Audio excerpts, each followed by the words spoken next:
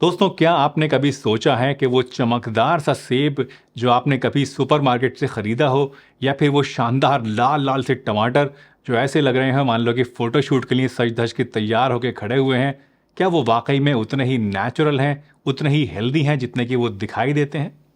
दोस्तों, जिस तरह से आप जब एक ब्रांडेड शर्ट खरीदते हैं तो पूरी तरह से अच्छे से उसकी चेकिंग करते हैं, उसको पहन के भी ट्राई करते हैं कि अच्छी लग रही है नहीं लग रही है, क्वालिटी भी देखते हैं और उसके बाद सेटिस्फाई होने पर ही उसको खरीदते हैं। वैसे ही क्या कभी आपने चेक किया है कि आपके खाने की क्वालिटी कैसी है? रिसर्च बताती है कि बहुत सारी खाने पीने की चीज़ों में खतरनाक मिलावट होती है जिसका सीधा असर आपकी और मेरी सेहत के ऊपर पड़ता है। आज की इस स्पेशल वीडियो में हम जानेंगे कि कैसे आप इन आर्टिफिशियल फूड्स को पहचान सकते हैं, और कुछ ऐसी सीक्रेट ट्रिक्स भी मैं आपको बताऊंगा जिससे कि आप ये समझ पाएंगे, ये जान पाएंगे कि कौन सा खाना रियल है और कौन सा फेक है। तो अगर आप भी चाहते हैं कि आपकी फैमिली और आप हमेशा हेल्दी रहें तो इस वीडियो को बिना स्किप किए देखते रहिए, और अगर आप पसंद आए, कुछ नया इससे आपको जानने को मिले, तो लाइक और शेयर भी ज़रूर कर दीजिएगा, चैनल को सब्सक्राइब भी कर लीजिएगा। तो चलिए बिना किसी देरी के वीडियो को शुरू करते हैं और जानते हैं कि कौन से हैं वो बैंड फूड्स जो कि आप और मैं रोज़ाना खाते हैं।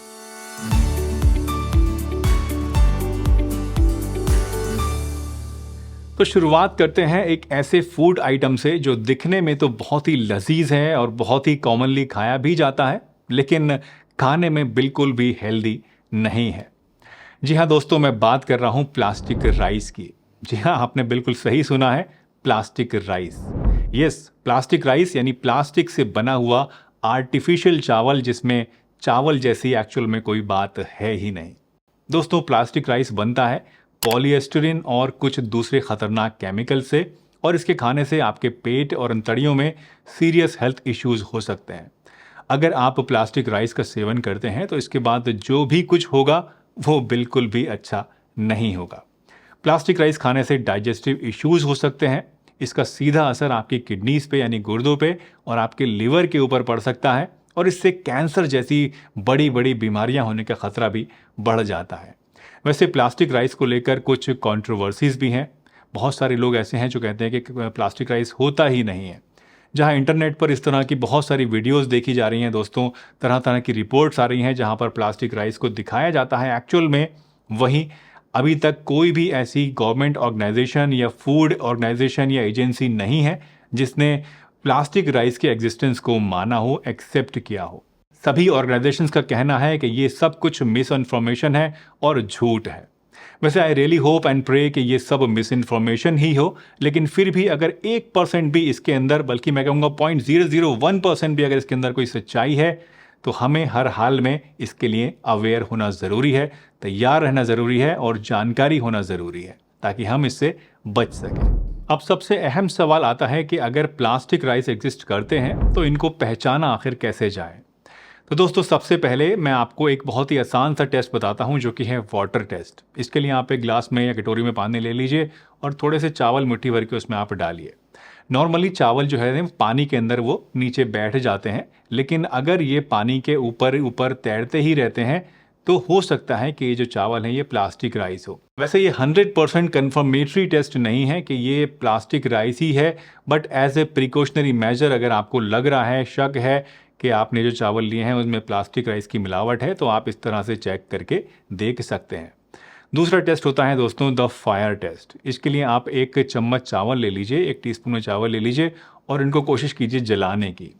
राइस जो होते हैं, जो असली राइस होते हैं, वो आराम से जलते नहीं हैं। आप अगर कितना भी उसमें आग लगाएंगे वो आग को नहीं पकड़ेंगे, लेकिन अगर आप प्लास्टिक राइस के ऊपर आग लगाएंगे तो वो आसानी से आग को पकड़ भी लेंगे और पिघलने भी लगेंगे। तो इससे भी आप देख सकते हैं और इस बात का अंदाज़ा लगा सकते हैं कि जो चावल है वो असली है या प्लास्टिक राइस है। वैसे अगर आपको लग रहा है दोस्तों कि ये जो प्लास्टिक राइस हैं बस यही ख़तरनाक हैं, तो ज़रा रुकिए, क्योंकि अब हम बात करने वाले हैं एक और कॉमन फूड आइटम के बारे में जो कि है गार्लिक। जी हाँ दोस्तों, वही लहसुन जो आपकी डिश को इतना फ्लेवरफुल बनाता है, इतना बढ़िया सा एरोमा देता है, और वही लहसुन जो आपकी सेहत के लिए मैं कहता हूँ कि बहुत बढ़िया होता है, कोलेस्ट्रॉल भी घटाता है, ब्लड प्रेशर के लिए भी फ़ायदेमंद होता है, वही लहसुन आपके लिए नुकसानदेह भी हो सकता है। लेकिन क्या कभी आपने सोचा है कि ऐसा क्यों और कैसे? तो दोस्तों गार्लिक दो तरह का हो सकता है, एक होता है देसी वैरायटी का और एक होता है इंपोर्टेड गार्लिक। अब देसी वैरायटी तो ठीक है, लेकिन जो गार्लिक इंडिया में इंपोर्ट किया जाता है वो मेनली इंपोर्ट होता है चाइना से। और चाइना में गार्लिक को उगाने के लिए यूजुअली सीवेज वाटर का और ह्यूमन वेस्ट को एज ए फर्टिलाइजर यूज़ किया जाता है, एज ए खाद यूज़ किया जाता है। अब सुनने में तो लगता है कि ठीक है ये नेचुरल चीज़ है, ऑर्गेनिक खाद है, लेकिन इसके अपने कुछ अलग नुकसान होते हैं। इसके साथ साथ गार्लिक को एक्सपोर्ट करने से पहले यानी दूसरे देशों में भेजने से पहले इसको कुछ केमिकल से धोया जाता है, इसके ऊपर स्प्रे किया जाता है, जिससे कि इसके अंदर स्प्राउटिंग ना हो सके, यानी ये अंकुरित ना हो सके, ख़राब ना हो सके और इसकी शेल्फ लाइफ बढ़ जाए। इसके बाद गार्लिक को ब्लीच किया जाता है और क्लोरीन से भी वॉश किया जाता है, ताकि ये एकदम वाइट हो जाए, सफ़ेद हो जाए, चमकदार हो जाए और खूबसूरत दिखाई दे। एक और प्रॉब्लम जो इस तरह के गार्लिक में होती है दोस्तों, वो ये कि चाइनीज़ सॉइल में लेड और आर्सेनिक जैसे जो हैवी मेटल्स होते हैं, इनकी क्वांटिटी बहुत ही ज़्यादा है और इसी वजह से यहाँ की क्रॉप्स के अंदर जो है वो ये हैवी मेटल्स ज़्यादा पाए जाते हैं, जो कि नुकसानदेह होते हैं। तो दोस्तों आइए अब जानते हैं कि कैसे हम देसी गार्लिक और इम्पोर्टेड गार्लिक को पहचान सकते हैं, डिफरेंशिएट कर सकते हैं। तो देखिए, अगर आप देसी गार्लिक को देखेंगे तो इसकी जड़ आपको इंटैक्ट दिखाई देगी, हमेशा जुड़ी हुई दिखाई देगी, वहाँ पर आपको घास फूस से निकली हुई दिखाई देगी। वहीं अगर आप चाइनीज़ गार्लिक की जड़ को देखेंगे तो इसकी जड़ एकदम अंदर तक कटी हुई होती है, बिल्कुल निकाली हुई होती है और जड़ की जगह पर एकदम प्लेन होता है या फिर थोड़ा सा वहाँ पर गड्ढा सा आपको महसूस होगा। ऐसा इसलिए होता है कि चाइना वाले जब अपनी गार्लिक को बाहर बेचते हैं तो इससे पहले वो जड़ को बिल्कुल काट कर निकाल देते हैं, जिससे कि टेस्टिंग में इसकी सॉइल के जो हैवी मेटल्स वगैरह हैं वो डिटेक्ट ना हो सके। इसके अलावा चाइनीज़ गार्लिक का जो टेस्ट होता है वो काफ़ी हल्का होता है और जो देसी गार्लिक होता है वो काफ़ी टेस्ट में तेज़ होता है। चाइनीज़ गार्लिक के अंदर स्मेल भी कम होती है और जो देसी गार्लिक होता है उसके अंदर स्मेल ज़्यादा होती है। चलिए अब आगे बढ़ते हैं दोस्तों और आज के अगले आइटम से मिलते हैं, जो कि है आर्टिफिशियल स्वीटनर्स। जी हाँ दोस्तों, वो चीज़ें जिनसे आपकी कॉफ़ी और चाय या डेजर्ट्स जो हैं वो स्वीट बनते हैं, लेकिन क्या आपने कभी सोचा है कि ये आपके लिए बिटर भी हो सकते हैं, कड़वे भी हो सकते हैं आपकी सेहत के लिए। आर्टिफिशियल स्वीटनर्स वो चीज़ें हैं जो आपके लिए शुगर का काम करती हैं, लेकिन इनके अंदर कैलोरीज नहीं होती है और इसीलिए लोग इनको हेल्दी समझ के यूज़ करते हैं। कुछ आर्टिफिशियल स्वीटनर्स जैसे कि एस्पर्टेम, सैक्रिन और सक्रिलोज, ये स्वीट तो होते हैं पर इनोसेंट नहीं होते हैं। अभी रिसेंटली ही WHO ने इन आर्टिफिशियल स्वीटनर्स को लेकर कुछ नोट जारी किए हैं, जिसमें बताया गया है कि इनके लॉन्ग टर्म यूज़ से कैंसर जैसी बड़ी बड़ी बीमारियां होने का रिस्क बढ़ सकता है। यही नहीं दोस्तों, अगर आप इनका अधिक सेवन करते हैं तो इनसे आपके अंदर जो इंसुलिन लेवल्स होते हैं वो फ्लक्चुएट करने लगते हैं और ये ओबेसिटी यानी मोटापे का कारण भी बन सकते हैं। यानी आप इनको खाते तो हैं वज़न घटाने के लिए, लेकिन एक्चुअल में ये वज़न बढ़ा भी सकते हैं। इनफैक्ट एक दो नहीं बल्कि बहुत सारी स्टडीज़ ने तो इस बात को भी दिखाया है, जैसे कि रिसर्च जो इस वक्त आपकी स्क्रीन के ऊपर शो हो रही है, इसमें बताया गया है कि ये बहुत सारे नुकसान इस तरह के आर्टिफिशियल स्वीटनर्स को लेने से आपके अंदर हो सकते हैं। तो नेक्स्ट टाइम जब भी आपको कोई ज़ीरो कैलोरी ड्रिंक लेनी हो या शुगर फ्री मिठाई आप खरीदना चाहें तो एक बार उसके लेबल को ज़रूर पढ़ लीजिए कि इसके अंदर शुगर की जगह कौन सी चीज़ को इस्तेमाल किया गया है। अगर इसमें एस्पर्टेम, सैक्रिन या सक्रिलोज जैसी चीज़ों के आपको नाम दिखें तो समझ जाइए कि यह आपके लिए अच्छी नहीं है, इनको आपको नहीं लेना है। आर्टिफिशियल स्वीटनर्स के बाद आइए बात करते हैं कुछ चमकदार कैरेक्टर्स के बारे में। आपने देखा होगा दोस्तों सुपरमार्केट्स में, बहुत सारी फ्रूट्स की दुकानों पे, कि कई बार फ्रूट्स और सब्जियां जो हैं वो इतने चमकते हुए दिखाई देते हैं जैसे कि कोई बॉलीवुड स्टार शाहरुख खान वहाँ पर आ गया हो। लेकिन क्या आप जानते हैं कि ये शाइन जो होती है वो कितनी जेन्युइन होती है? दरअसल ये चमक आती है दोस्तों वैक्स कोटिंग से, मोम की कोटिंग से, जो कि फ्रूट्स को फ्रेश और अट्रैक्टिव बनाने के लिए इसके ऊपर लगाया जाता है। कुछ स्टडीज़ ने दिखाया है कि जो वैक्स कोटिंग होती है इसके अंदर पेस्टिसाइड्स और दूसरे केमिकल्स भी हो सकते हैं, जो कि हमारे शरीर में धीरे धीरे एक्यूमुलेट होते रहते हैं। रिसर्च बताती है कि इनके लॉन्ग टर्म एक्सपोजर से कई तरह की हेल्थ प्रॉब्लम्स पैदा हो सकती हैं। वैसे वैक्स कोटेड फ्रूट्स को डिटेक्ट करना दोस्तों बड़ा ही आसान होता है। आप एक बोल में अगर किसी फ्रूट को रखेंगे, किसी सेब को रख दीजिए मान लीजिए, और उसके ऊपर आप गर्म पानी डालेंगे तो अगर वैक्स कोटिंग है तो वो गर्म पानी से ये कोटिंग जो है वो उतरनी शुरू हो जाएगी, आपको दिखाई देने लगेगी। दूसरे, आप चाहें तो नाखून से भी जेंटली फ्रूट को आप स्क्रैच करके देखिए, अगर वहाँ पर कोई लेयर है, कोई लेयर उतरती है वाइट वाइट सी, तो समझ जाइए कि इसमें वैक्स है। वैसे अगर आप सोच रहे हैं कि सिर्फ वैक्स से ही फ्रूट्स और वेजिटेबल्स को सजाया जाता है तो आप गलत हैं, क्योंकि इससे भी ज़्यादा नुकसानदेह चीज़ों को कई बार फ्रूट्स और वेजिटेबल्स के ऊपर यूज़ किया जाता है, जैसे कि आर्टिफिशियल कलर्स। क्या आपने कभी सोचा है कि कुछ फ्रूट्स इतने ज़्यादा रंगीन और इतने ज़्यादा अट्रैक्टिव क्यों होते हैं कि उनको देखते ही लेने का दिल करता है? जी हाँ दोस्तों, हर वो चीज़ जो चमकदार होती है वो सोना नहीं होती है, और हर वो फ्रूट और हर वो सब्ज़ी जो चमकदार और रंगीन दिखाई देती है वो हेल्दी नहीं होती। इन फ्रूट्स को सजाने के लिए सिंथेटिक डाइज का यूज़ होता है, और ये कलरफुल प्रेजेंटेशन हमारी हेल्थ के लिए ग्रे एरिया भी बन सकता है। कैसे, आइए जानते हैं। ये सिंथेटिक डाइज जिनसे इन फ्रूट्स और वेजिटेबल्स को कलर किया जाता है, ये कई बार बहुत ही ज़्यादा हार्मफुल केमिकल से बने हुए होते हैं।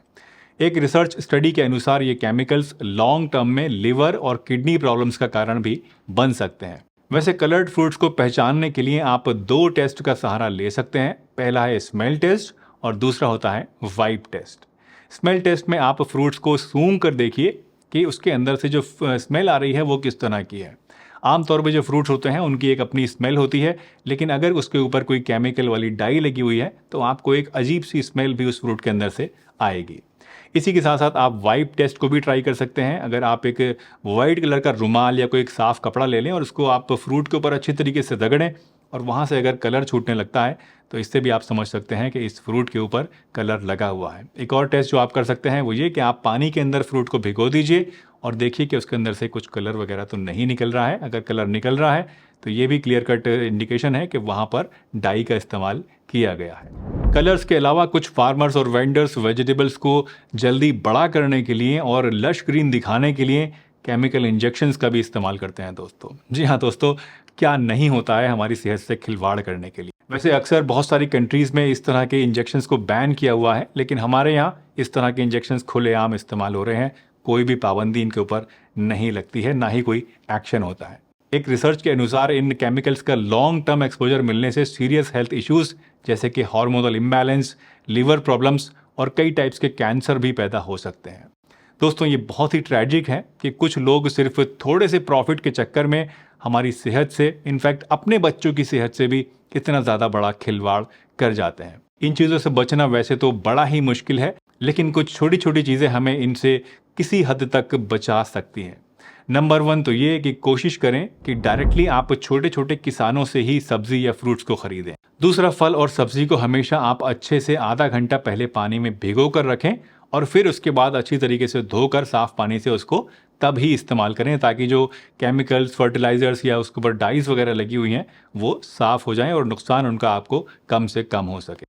इसी तरह अगर कोई फ्रूट या वेजिटेबल आपको बहुत ज़्यादा चमकदार या अट्रैक्टिव दिखाई दे रहा है तो उसको परचेज करने से भी पहले आपको अच्छे से टेस्ट कर लेना चाहिए कि ये ऐसा तो नहीं है कि आपको सिर्फ दिखाने के लिए इतना चमकदार बनाया गया है या वो नेचुरली ही इतना चमकदार है। इन छोटी छोटी बातों को फॉलो करके दोस्तों आप अपने आप को और अपने बच्चों को इस खतरनाक मिलावट से 100% तो शायद नहीं बचा सकते हैं, लेकिन किसी हद तक तो बचा ही सकते हैं। और something is always better than nothing.